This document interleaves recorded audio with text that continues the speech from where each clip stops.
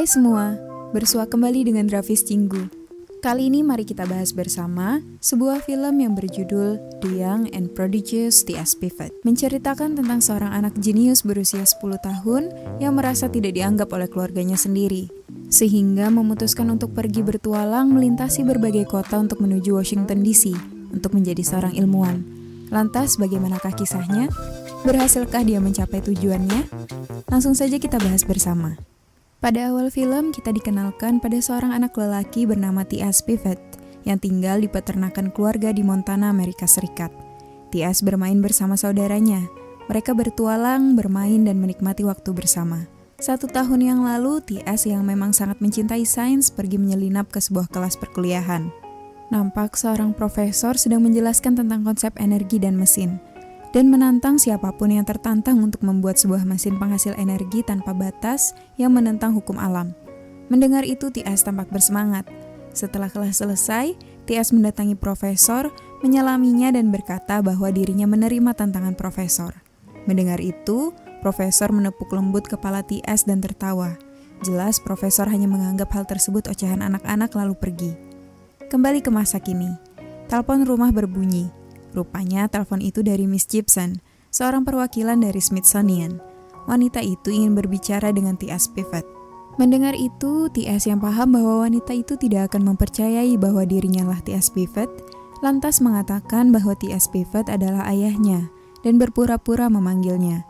T.S. lalu mengatakan bahwa ayahnya bisu, sehingga dialah yang akan menerjemahkan pesan Miss Gibson pada ayahnya. Walaupun tentu saja itu hanyalah karangannya saja. Ternyata Miss Gibson ingin menginformasikan bahwa rancangan roda magnet yang sebelumnya telah dikirimkan oleh T.S. berhasil memenangkan perlombaan bergengsi, sehingga Miss Gibson mengundang T.S. untuk hadir pada acara ulang tahun Smithsonian yang ke-150 untuk memberikan pidato kemenangannya. Mendengar itu, T.S. terkejut dan juga senang, namun kepolosannya sebagai seorang anak tidak hilang. T.S. yang sedang libur sekolah lalu mengatakan bahwa dia sudah mulai masuk sekolah mulai Senin besok. Mendengar itu, Miss Gibson mengira bahwa T.S. mengajar di universitas mulai Senin besok dan berkata akan mengurus perizinan ke universitas jika diperlukan. Namun T.S. segera memutus kebohongan ini dan mengatakan bahwa dirinya tidak bisa hadir karena memiliki banyak pekerjaan. Setelah itu, T.S. mendatangi kakaknya. T.S. protes karena semua jagung yang ingin diteliti T.S. sudah dikuliti oleh kakaknya yang bernama Gracie. Gracie lalu berkata bahwa T.S. tadi terlalu lama mengangkat telepon dan bertanya, siapa yang menelpon? T.S. dengan jujur berkata bahwa telepon itu dari seseorang di New York yang ingin mewawancarai T.S. terkait proyeknya. Mendengar itu, Gracie menahan tawa. Baginya omongan T.S. sangat mengada-ngada.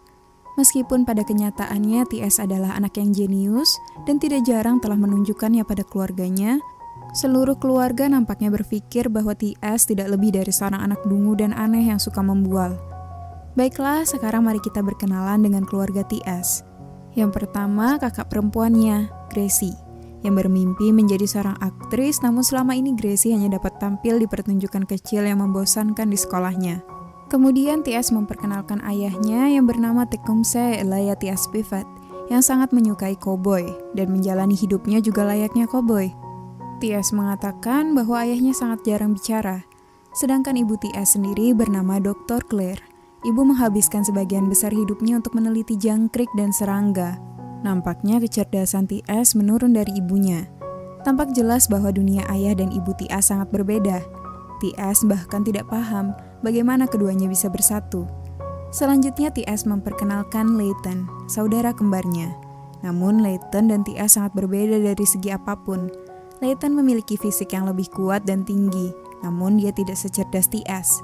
Dari banyak hal nampak T.S. lebih seperti ibunya, sedangkan Layton lebih mirip ayahnya. Dan ya, itulah mengapa menurut T.S., Layton menjadi anak kesayangan ayahnya. Esok harinya ibu menyisir kutu pada rambut Layton dan meminta T.S. untuk mengobservasinya melalui mikroskop dan menggambarnya. Tiba-tiba T.S. kehilangan konsentrasi, dan ayah membuatkan lasso dan meminta T.S. menangkap konsentrasinya dengan lasso tersebut. Layton tertawa dengan jokes ayahnya itu, namun T.S. dan ibunya tidak menanggapinya. Sekali lagi tampak bahwa T.S. sangat sepemikiran dengan ibunya, sedangkan Layton sangat receh seperti ayahnya. Suatu hari keluarga T.S. mengalami hal yang sangat mengerikan. Layton meninggal karena kecelakaan di gudang saat sedang menggunakan senapannya. Saat itu, TS juga berada di sana. Mereka berdua sebetulnya bermain bersama. Layton melontarkan tembakan, sedangkan TS mencoba mengukur kecepatannya. Namun kejadian itu terjadi begitu cepat, sehingga TS tidak tahu apa yang terjadi. Sayang, setelah kejadian itu, tidak seorang pun membicarakan hal tersebut lagi, seakan semuanya menghilang. Setelah kejadian naas tersebut, hari demi hari berlalu. Di sekolah, TS mendapatkan hasil ujiannya yang diberi nilai C+ oleh gurunya. TS meminta penjelasan mengapa gurunya memberikan nilai rendah, padahal dia sudah mengerjakan tugasnya dengan baik. Namun guru TS mengatakan bahwa tulisan TS tidak sesuai teori ilmiah, dan kesal bahwa TS sok pintar. TS lantas menunjukkan bahwa tulisan yang sama telah dikirimkannya ke majalah dan mereka telah menerbitkannya. Bukannya kagum, guru TS justru semakin kesal dan tidak percaya pada perkataan TS. Dia bahkan mengatakan bahwa TS memiliki kelainan mental superiority complex. Nampak bahwa kecerdasan TS bukan hanya disepelekan di rumah, melainkan juga di sekolahnya. Saat pulang sekolah, ayah meminta tolong TS mengeruk sungai yang mulai kering. Sepanjang jalan ke sungai, TS merasa sedih. TS merasa bahwa ayah terpaksa meminta tolong padanya, karena sudah tidak ada lagi Layton di sana. TS merasa bahwa dirinya hanya seorang anak yang dilupakan. TS mengenang dulu Layton pernah menembak dengan senapannya dari jarak 200 meter. Ayah sangat terkesan hingga melepaskan topinya dan meletakkannya di kepala Layton. Bagi TS, momen itu sangat spesial dan tidak akan mungkin terjadi pada dirinya. TS kemudian bercerita, beberapa bulan lalu sebenarnya dirinya membuat sebuah rancangan mesin hidrologi untuk lembah agar dapat mempermudah kerja ayahnya, sehingga jika sungai mulai kering seperti saat ini, dia tidak perlu kesulitan untuk mengeruk. Namun saat TS menunjukkannya pada ayah mengatakan bahwa itu adalah omong kosong. Terlihat jelas bahwa hubungan TS dan ayahnya sangat canggung. TS bahkan merasa dirinya tidak dicintai. TS lantas merenung dan bertekad ingin pergi dari rumah. Dia memutuskan akan pergi ke DC besok. TS menyadari bahwa sebenarnya dirinya adalah seorang peneliti. Dia adalah ilmuwan, dan ada orang lain di luar sana yang membutuhkannya. Jika TS tetap di rumah, TS yakin hidupnya hanya akan berputar-putar pada lingkaran yang sama. Saat makan malam bersama, ibu mengatakan bahwa besok dia akan pergi untuk mencari koleksi spesies baru untuk diteliti selama beberapa hari. Ayah tampak tidak bahagia dengan hal itu. Ibu lalu mengajak TS untuk pergi bersamanya. Namun TS terpaksa menolaknya karena diam-diam besok TS akan menjalankan rencananya dan pergi ke Washington DC untuk memenuhi undangan Miss Gibson sebelumnya. TS akan memulai karirnya sebagai ilmuwan di sana. Malamnya, TS mulai mengatur rencana keberangkatannya besok. Pertama-tama, TS melihat dan menghafal rute perjalanan yang akan ditempuhnya besok, lalu mengatur daftar barang yang perlu dibawanya, seperti termometer, hygrometer, barometer, teleskop, buku, meteran, pakaian, dan barang-barang lainnya. TS telah memperhitungkan dengan matang semua kebutuhannya selama perjalanannya nanti. Sebelum berangkat, TS mampir ke kamar Layton dan mengucapkan selamat tinggal. Lalu TS menulis surat untuk keluarganya agar mereka tidak khawatir. TS juga mencuri sebuah buku diari milik ibunya sebelum pergi. Perjalanan TS dimulai. TS mengangkat kopernya yang berat lalu mengambil kereta dorong milik Layton di gudang untuk membantunya. Saat berjalan, mobil ayah lewat. Namun jangankan berhenti, ayah bahkan tidak menegur TS yang akan pergi membawa kopernya. Hal itu tentu membuat TS semakin yakin bahwa keputusannya untuk pergi sangatlah tepat. Saat berjalan, TS memperhitungkan kecepatan langkah kakinya dengan jarak tempuh menuju stasiun dan jam kedatangan kereta, sehingga dia pun bergegas. Sesampainya di pemberhentian, TS yang rencananya akan menumpang kereta barang, mencoba menghentikan kereta dengan mencoret rambu-rambu dengan warna merah, sehingga kereta akan berhenti. Namun saat TS mengangkat kopernya dan akan naik ke kereta, dirinya tertangkap basah oleh petugas. TS berlari menaiki katrol dan berhasil kabur. Misi berhasil. Petualangan TS sekali lagi dimulai. Sepanjang perjalanan, TS menghafalkan beberapa rumus kimia dan melatih pidatonya. TS tampak menikmati perjalanannya. TS bahkan berimajinasi Layton ada di sana bersamanya. Sementara di rumah, belum ada yang menyadari kepergian TS. Beberapa jam berlalu. Kereta sampai di sebuah pemberhentian di Casper, Wyoming. Tim keamanan tampak bersiap memeriksa kereta. TS tampak panik dan berusaha bersembunyi ke kolong mobil van yang dibawa di kereta itu. TS tampak ketakutan, namun syukurlah TS berhasil berpindah dan sembunyi di dalam mobil tersebut. Petugas sempat mencurigainya saat mengecek melalui kaca. Namun syukurlah T.S. berhasil mengatasinya. Saat malam datang, T.S. pun kini dapat beristirahat lebih nyaman di dalam mobil. Waktu berlalu panjang. Kota demi kota mulai dilalui T.S. Malam selanjutnya T.S. sampai di North Platte, Nebraska. Kereta berhenti sejenak dan T.S. yang sudah kelaparan keluar sejenak untuk mencari makan. Tiba-tiba seseorang memanggilnya. T.S. pun mendatanginya. Lelaki itu lalu memperkenalkan dirinya bernama Dux Clouds dan mengajak T.S. pergi ke tempat tinggalnya. Di sana, Dux menceritakan tentang kisah seekor burung jalak yang diselamatkan oleh pohon pinus di musim dingin. Namun T.S. yang jenius justru mematahkan cerita Clouds dengan berkata bahwa pohon pinus tidak akan cukup untuk menghangatkan burung jalak di musim dingin. Namun syukurlah, hal itu tidak menghalangi kebaikan Dux. T.S. meminta tolong Dux membelikannya hotdog dan Dux pun memberikannya uang. Segera T.S. pun pergi untuk membeli hotdog di sekitar sana. Namun tiba-tiba polisi yang berpatroli datang dan menunjukkan sebuah poster anak hilang kepada penjual hotdog. Syukurlah dia tutup mulut dan tidak melaporkan T.S. Rupanya orang tua T.S. telah menyadari T.S. hilang dan melaporkannya kepada polisi. Saat berjalan kembali ke kereta, T.S. melihat telepon umum. T.S. lalu menelpon rumah di mana kakak, ibu, dan ayah telah tidak sabar menanti telepon darinya dan memintanya untuk segera pulang. Namun ternyata itu hanyalah hayalan T.S. Di kereta, T.S. akhirnya menikmati hotdog yang dibelinya tadi dan mendapatkan sebuah hadiah. Saat melewati rumah-rumah, T.S. melihat keluar. T.S. mengatakan bahwa mungkin di salah satu rumah itu ada seorang anak yang sedang terbangun karena mendengar suara keretanya dan berpikir ingin pergi bersama kereta ini. T.S. mengatakan dia dengan senang hati ingin bertukar tempat dengan anak itu.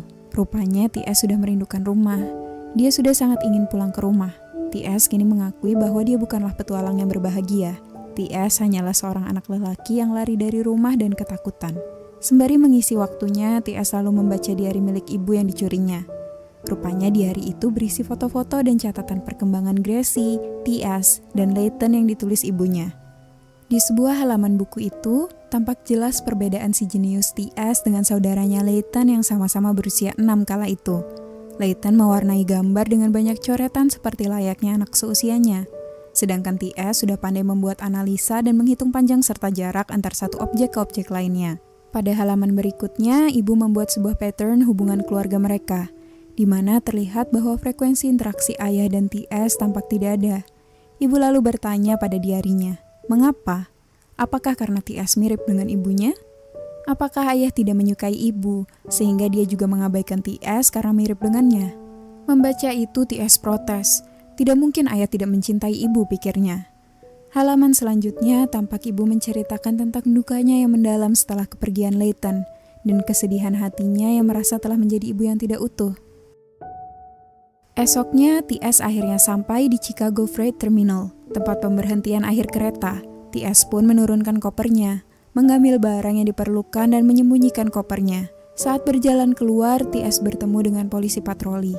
Mereka pun kejar-kejaran hingga T.S. tersudut di sebuah jembatan yang bergerak. Namun T.S. akhirnya memutuskan untuk melompat untuk menghindari polisi itu. T.S. pun akhirnya berhasil kabur. Namun setelah itu, T.S. tampak berjalan kesakitan memegangi perutnya.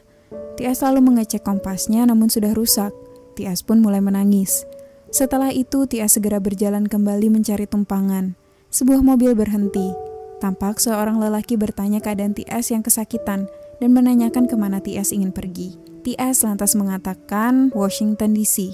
dan lelaki itu pun memintanya masuk. Di dalam mobil, lelaki itu memperkenalkan dirinya bernama Ricky dan meminta T.S. memasang sabuk pengamannya. Namun T.S. justru terlihat semakin kesakitan, sehingga Ricky memintanya memperlihatkan bagian mana yang sakit. Ketika T.S. membuka bajunya, tampak luka lebam yang serius. Ricky menawarkan untuk mengantarkannya ke rumah sakit, namun T.S. menolaknya. Tidak memaksa, Ricky pun melanjutkan perjalanan. T.S. tampak tertidur sepanjang perjalanan. Esok harinya, mereka pun sampai ke Smithsonian Institute, tujuan akhir T.S. Ricky pun mengucapkan selamat tinggal pada T.S. dan mereka pun berpisah.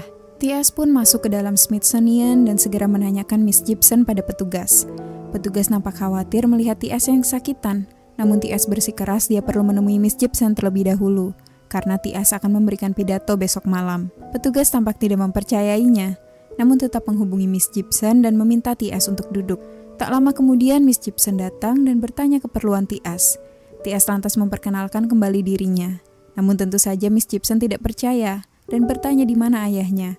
T.S. kemudian mengaku bahwa sebenarnya dia berbohong saat ditelepon. T.S. lalu mengatakan bahwa dirinya lah T.S. Piffet dan ayahnya sudah meninggal. Tentu saja Miss Gibson tidak percaya, namun kemudian T.S. mengungkapkan teori-teori yang menjadi dasar penemuannya. Hal tersebut membuat Miss Gibson dan petugas lainnya terkejut bukan main dan akhirnya mempercayai T.S.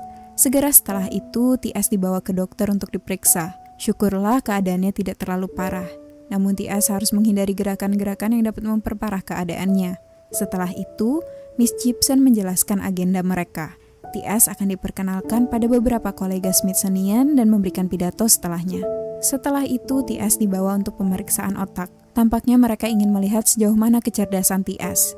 Saat melakukan pemeriksaan, tampak T.S. berimajinasi Layton datang kembali menghampirinya. Layton mengatakan T.S. lucu, karena dia telah melewati perjalanan panjang melintasi setengah Amerika Serikat hanya untuk melakukan hal bodoh ini. Tampaknya mereka telah berencana melatih T.S. dan memanfaatkan kecerdasannya untuk sebuah kepentingan. Esok malam, sesuai rencana, T.S. menghadiri acara. Tampak semua orang mendatangi T.S. dengan penuh kekaguman dan pertanyaan. Namun T.S. melihat mereka tak ubahnya orang-orang yang penuh kepalsuan. T.S. bahkan menganalisa wajah mereka yang menunjukkan senyuman palsu.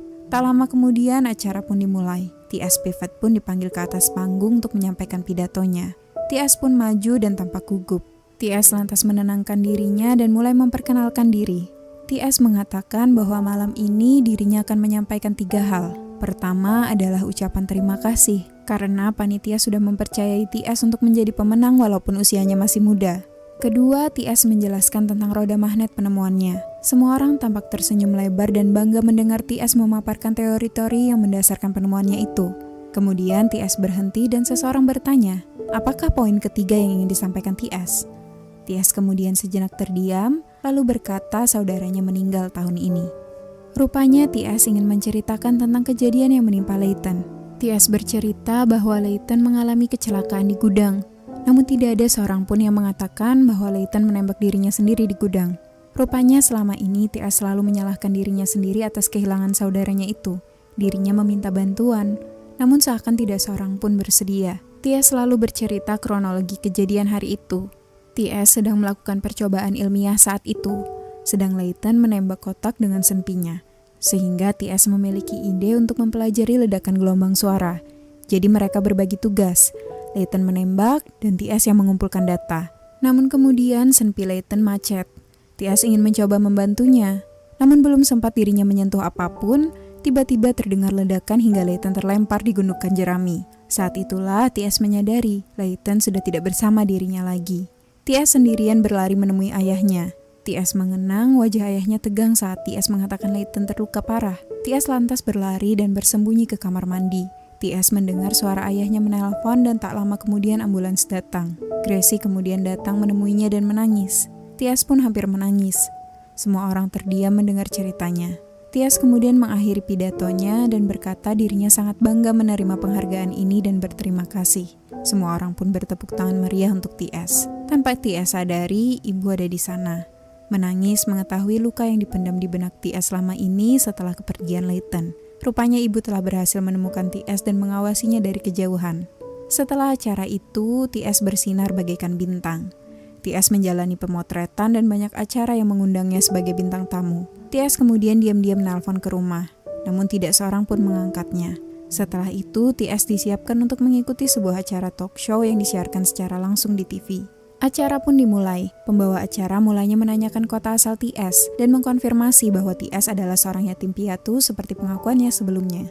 T.S. pun menjawab semua pertanyaan dengan lancar, meskipun pembawa acara nampak kurang sopan karena terus-terusan memotong T.S. saat berbicara.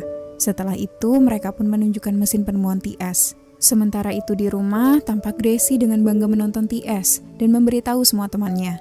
Semua berjalan lancar hingga pembawa acara tiba-tiba memanggil Dr. Claire, ibu T.S. Hal itu pun membuat T.S. sangat terkejut. Pembawa acara lantas bertanya, mengapa T.S. berbohong mengenai orang tuanya? T.S. lantas berkata bahwa dirinya takut dipulangkan sebelum acara. Pembawa acara kemudian bertanya kepada ibu T.S., apa yang dia rasakan saat T.S. menghilang dari rumah. Ibu lantas mengutarakan bahwa dunia berhenti berputar ketika anaknya hilang dari rumah. Ibu menceritakan bahwa semua orang di rumah mengekspresikan kecemasan dan ketakutan dengan cara mereka masing-masing. Ibu kemudian berkata bahwa kejadian di hari itu bukanlah salah Tias, bukan salah siapapun, itu adalah kecelakaan. Begitu pula yang dikatakan ayah. Mendengar itu Tias pun tersentuh. Selama ini dirinya mengira semua orang menyalahkannya, namun ternyata itu hanyalah prasangkanya. Setelah itu pembawa acara pun mulai mencoba memancing Tias dan ibunya agar mereka menangis bersama. Namun Tias dan ibu justru berdiri dan pergi dari tempat itu. Pembawa acara mencoba mengejar mereka dan terus menyiarkannya. Lalu ayah tiba-tiba muncul dan menghajar lelaki itu karena terus memaksa putra dan istrinya. Ayah kemudian mendatangi Tias dan bertanya, apakah dia baik-baik saja? Ayah memegang pundak Tias dan mengajaknya pulang. Betapa hari itu adalah momen yang sebelumnya tidak pernah Tias rasakan di hidupnya. Saat ayah menggendongnya, Tias lantas bertanya, mengapa saat Tias akan pergi di pagi itu ayah tidak menghentikannya? Ayah rupanya tidak melihat Tias. Saat melewati Tias pagi itu, ayah sedang menunduk dan tidak melihatnya. Tias kemudian mengambil topi ayah dan memasangnya di kepalanya. Setelah pulang ke rumah, akhirnya Tias menjalankan semua rancangan proyek yang sebelumnya dibuatnya. Tias juga mulai mengerjakan proyek barunya untuk membuat mesin gerak abadi baru untuk menyambut kelahiran saudaranya yang baru. Dan begitulah kisah si jenius Tias Pivot menemukan cinta keluarganya. Terkadang dalam sebuah keluarga, kesalahpahaman justru muncul karena renggangnya komunikasi dan minimnya perhatian. Film ini mengingatkan kita bahwa cinta dan kasih sayang itu perlu ditunjukkan, baik dengan perkataan maupun perbuatan, sehingga orang terkasih bisa memahami dan menangkap besarnya kasih sayang kita pada mereka. Terima kasih sudah menonton alur cerita ini. Sehat-sehat selalu ya, sampai berjumpa lagi.